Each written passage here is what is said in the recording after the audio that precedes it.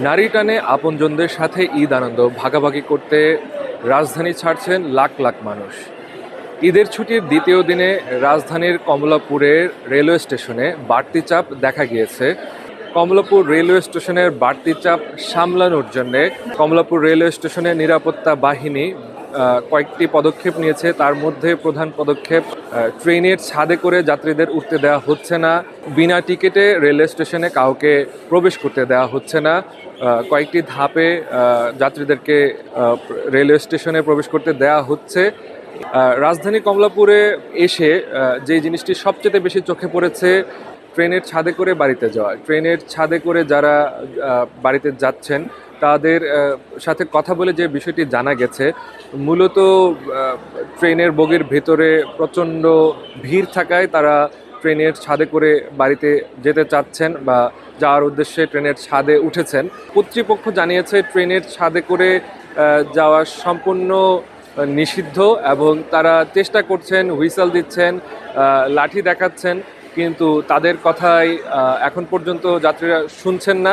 যাত্রীদের উদ্দেশ্যে তারা বলছেন, রেলওয়ে কর্তৃপক্ষ জানিয়েছেন ট্রেনের ছাদে করে বাড়িতে যাওয়া অত্যন্ত ঝুঁকিপূর্ণ, এতে প্রাণহানিও হতে পারে। সর্বশেষ তথ্য অনুসারে বেশ কয়েকজন নিরাপত্তা বাহিনীর সদস্যের সাথে কথা বলবো এবং কয়েকজন যাত্রীর সাথে কথা বলবো। এবারের ঈদযাত্রা তাদের কেমন কাটছে, সার্বিক পরিস্থিতি, যাত্রী, রেলওয়ে কর্তৃপক্ষ এবং অন্যান্য যে আইন শৃঙ্খলা বাহিনীর সদস্যরা আছেন তাদের সাথে কথা বলে আপনাদেরকে জানানোর চেষ্টা করছি।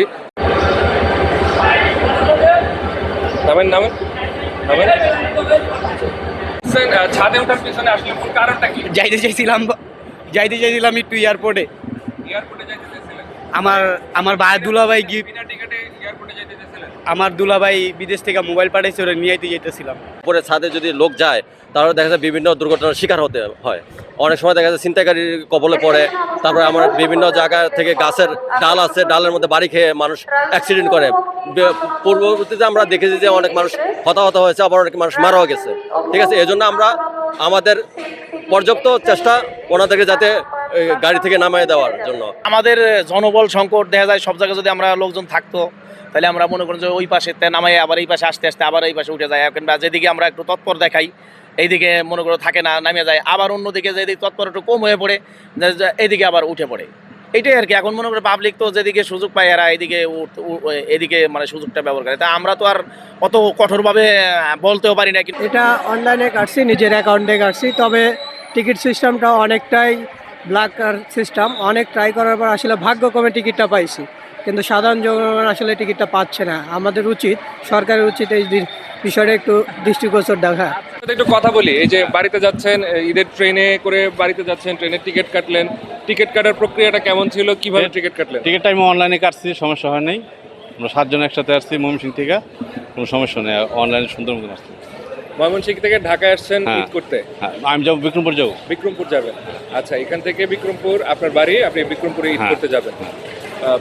ট্রেনের ভিতরে যাত্রী পরিস্থিতি কেমন ছিল, কেমন দেখলেন? না, আসার পথে কমই ছিল, অতটা একটা বেশি ছিল না যে পারাপারি হুড়াহুড়ি। যাওয়ার টাইমে তখন বেশি। দেশের বাড়ি হচ্ছে দিনাজপুর জেলা, আমি দিনাজপুরের উদ্দেশ্যে যাচ্ছি। আর আমি যে টিকিটটা কাটছি হচ্ছে অনলাইনের মাধ্যমে। আসলে এখন যে সুবিধাটা অনলাইনের মাধ্যমে, অনলাইনে সবাই টিকিট পায় এবং যারা দ্রুত টিকিট কাটতে পারে অবশ্য তারাই পায়। তো অনলাইনে একটা অসুবিধাও আছে। আপনি টিকিটটা ঠিক সকাল 8টার সময় ছাড়ার কথা বলে, জাস্ট 8টায় যারা ঢুকতে পারবে ঠিক তারাই পাবে। 8টা 2 মিনিট বা 1 মিনিট পরে তারা টিকিট পাওয়া যায় না। আর আমরা বাড়িতে যাচ্ছি, আমার সঙ্গে আছে আরও 4 জন, আমরা সবাই একই জায়গারই একসঙ্গে যাচ্ছি। তো আসলে সর্বোপরি ভালো লাগতেছে এবং আজকের যে প্ল্যাটফর্মে এসে যেটা দেখলাম আমি, আমার কাছে খুবই আনন্দ লাগতেছে এবং খুবই ভয়ও লাগতেছে। আসলে আমি আমার সিটটা পাবো কিনা। পরিবার অবশ্য আমার সাথেই থাকে, তো 1 সপ্তাহ আগে তারা বাড়িতে চলে গেছে। আমি এখন যাচ্ছি। আমার মা আছে, আমার বাড়ি জামালপুর, দেওয়ানগঞ্জ।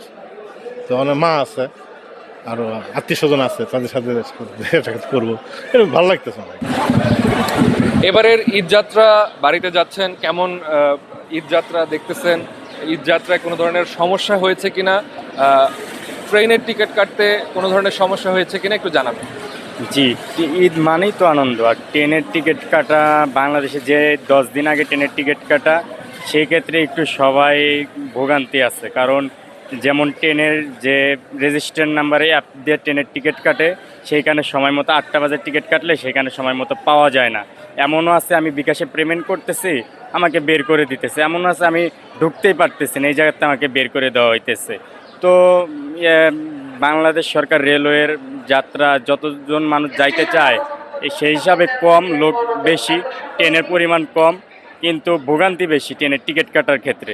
ট্রেনের সাথে যাত্রা করে যে যদি এই জায়গায় স্ট্যান্ডিং টিকিট বিক্রি করে, তো একটা ট্রেনের সিট থাকে প্রায় মিনিমাম 300, যাত্রী সেখানে দেখা যাইতেছে 1000। তো ভেতরে জায়গা হইতেছে না, সেক্ষেত্রে যাত্রীরা বাধ্য হয়ে ট্রেনের ছাদে উঠতেছে। যাত্রীরা চায় না যে তারা ঝুঁকিতে ছাদে উঠুক, সেই ক্ষেত্রে যাত্রীরা এটা বাধ্য হয়ে উঠতেছে। বাংলাদেশ সরকার যদি ট্রেনের এটা যদি আরও যদি চালু করে, ঈদ উপলক্ষে যদি আরও যদি ট্রেনের গুণগত মান যদি আরও বৃদ্ধি করে, আমার মনে হয় যাত্রীরা এসব ঝুঁকিপূর্ণ কাজ করবে না। এই যে আমরা অনলাইনে টিকিট কাটার জন্য সবার তো স্টেশনে এসে টিকিট কাটাটা পসিবল হয় না, যেহেতু আমরা সবাই কোনো না কোনো সাইড নিয়ে বিজি থাকি। তো আমাদের উচিত যে এই সিন টিকিটগুলো যে আমরা ফেস করছি এগুলো যাতে না হয়। অন্তত আমরা যখন ওয়েবসাইটে ঢুকছি আমাদের জন্য কিছুটা টিকিট সীমিত থাকুক। আমরা দেখা যাচ্ছে যে অনলাইনে ঢোকা মাত্রই সিট সিলেকশন একটা অপশন থাকে, তো সিলেকশন করার আগেই দেখতে পাচ্ছি যে সিলেকশন হলেও যখন পেমেন্ট করতে যাবো তখন বের করে দিচ্ছে ওই জায়গা থেকে। তো আমার মনে হয় যে এগুলোতে একটু সরকারের দেখা উচিত। টিকিট কাটার জন্য 10 দিন আগে থেকে চেষ্টা করেছি, বাট অনলাইনে ওয়েবসাইটে ঢোকা মাত্র কোনো পাওয়াই যাচ্ছিল না, একদম জিরো দেখাচ্ছিল। জানি না কত সিন্ডিকেটের শিকার হচ্ছি আমরা। ছুটি পেয়েছি 5 দিনের, বাড়ি যাচ্ছি, দেখা যাক পরিবার আত্মীয় স্বজনের সাথে ঈদ কাটাবো। টিকিট কাটার প্রক্রিয়াটা কেমন ছিল, বা কেন হচ্ছে টিকিট কাটার প্রক্রিয়ায় কোনো ধরনের সমস্যা পেয়েছেন, সেই সমস্যাগুলো কি পেয়েছেন? অনলাইনে তো পাইনি, প্রথমে বললাম। এখানে আসার পরে লম্বা সিরিয়াল ছিল, তবে একটা জিনিস ভালো লেগেছে, এখানে টিকিট চেক করে ঢুকতে দিচ্ছে। তো সিরিয়ালে দাঁড়ানোর পরে টিকিট পেয়েছি, আমরা 3 জন যাচ্ছি, 3টে টিকিট পেয়েছি। তো এখানে দেখলাম যে অনেক জায়গায় ব্যারিকেড দেওয়া ছিল, তো ভালোই সিস্টেমটা ভালো, যার জন্য এখানে ভিড় কম দেখতে পাচ্ছি। তারপরও স্বপ্ন বাড়ি যাবে, এজন্য অনেক ভিড় হচ্ছে। যাক, ভালো লাগছে দেখে।